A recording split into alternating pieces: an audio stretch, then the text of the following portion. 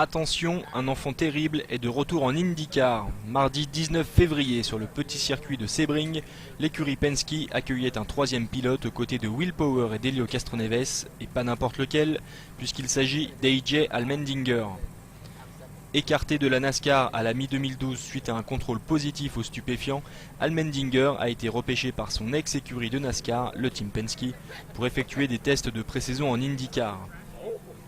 Cette opportunité, le paddock en parle depuis la finale 2012 à Fontana au mois d'octobre dernier, puisque le pilote américain avait été invité par Roger Penske à venir se rendre sur la dernière manche de la saison. Cette invitation, à laquelle n'était pas présent le capitaine, était en fait un moyen déguisé de faire revenir le pilote américain dans le monde de la monoplace afin de relancer sa carrière. Car à 31 ans, Allmendinger n'a plus de temps à perdre. 6 saisons difficiles en NASCAR ont quelque peu émoussé son plaisir du pilotage et l'ont surtout contraint à oublier le goût de la victoire, une cruelle peine pour ce Californien qui ne pense qu'à une chose, dominer ses adversaires. Aussi, lorsqu'on le voit sourire à quelques minutes de remonter dans une monoplace d'IndyCar, l'on se dit que sa place est vraiment ici.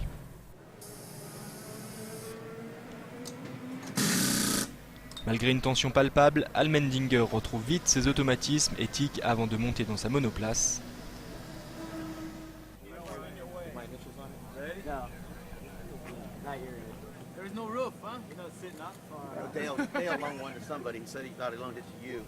Dernier conseil de Castroneves et de Power, tandis que Tim Cindric lui rappelle que l'objectif est de se remémorer le mode d'emploi d'une Formule Indy.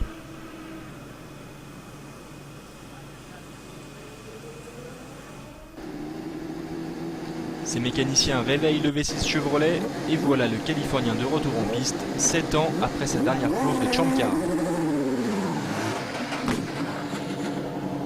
Ses premiers tours de roue sont un peu hésitants, mais quoi de plus normal?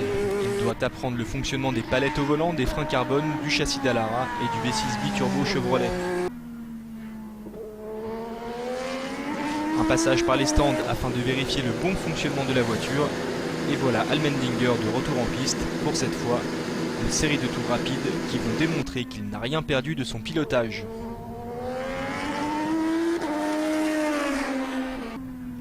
Au final, le Californien terminera sa session au 7e rang à une demi-seconde de son coéquipier Power.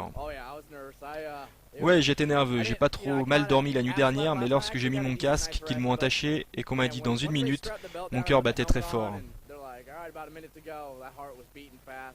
Lors des premiers tours de roue, je subissais la voiture, je m'accrochais, mais j'ai pris du plaisir. Au fil des tours, ça revenait lentement, même si ces voitures sont différentes de celles du Champ Car, mais ça revient, même si j'ai encore beaucoup de chemin à faire. Ah, tout semble tellement rapide. Vous savez, une NASCAR a évidemment énormément de puissance, mais à cause du poids, la sensation de vitesse, plus particulièrement sur ovale, est très différente. Donc lorsque vous mettez une IndyCar sur un circuit routier, vous avez l'impression qu'elle a 1200 chevaux. Donc j'ai essayé de me mettre dans le rythme, de me réhabituer et ensuite de me sentir plus à l'aise dans la voiture. Mais j'ai encore du boulot pour que je me sente au top, au point de vraiment la maîtriser. Mais le bon côté est de faire partie du Team Penske. Will et Helio m'ont accueilli à bras ouverts. Ils ont été tellement gentils avec moi, et plus particulièrement Will, puisqu'il courait en Champ Car quand j'y étais aussi. Donc il a pu me dire ceci est différent sur cette voiture, ceci est similaire. Mais les deux ont été super et heureux de m'avoir à leur côté, et je suis définitivement heureux d'être ici. Prochaine étape pour Allmendinger, l'Open Test de Barber, les 12 et 13 mars prochains, avant pourquoi pas de le voir toute la saison au volant de la Dallara Chevrolet numéro 2.